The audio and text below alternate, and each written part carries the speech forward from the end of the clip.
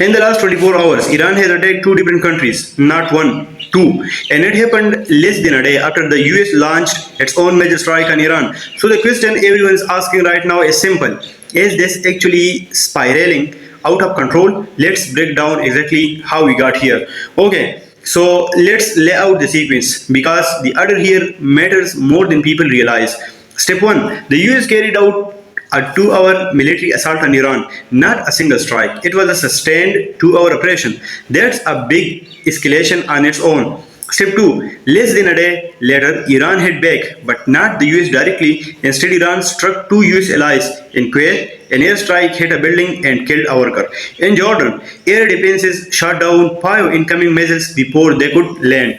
Step 3. That's the part we don't know yet, because historically in this war, every strike has triggered another response.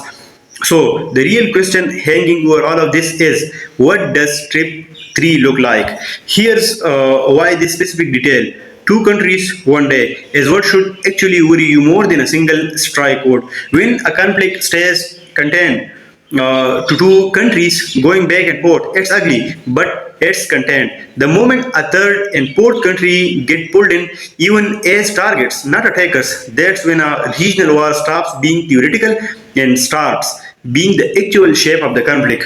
Kuwait was not a flashpoint in this war until today. Now it is. That's not a small shift. That's the war's footprint growing. And here's the piece that really should grab your attention: the speed. A major 2-hour US assault on Iran, followed by Iranian strikes on two separate countries, all inside roughly 24 hours.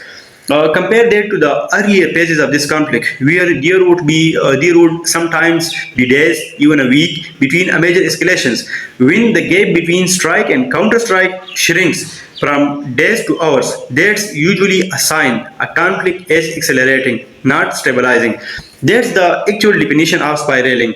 Not just that bad things are happening, but that they are happening faster and wider each time. So, what do you actually watch for from here? Three things. One, does Iran strike a third country next, or does this stay at two? That tells us if the footprint keeps growing. Two, does the US respond directly to the Kuwait and Jordan strikes, or let its allies absorb this one? That tells us how involved Washington wants to get right now. 3. Watch oil markets and shipping routes near the Gulf. Historically, that's where the economic fallout of the exact kind of escalation shows up first.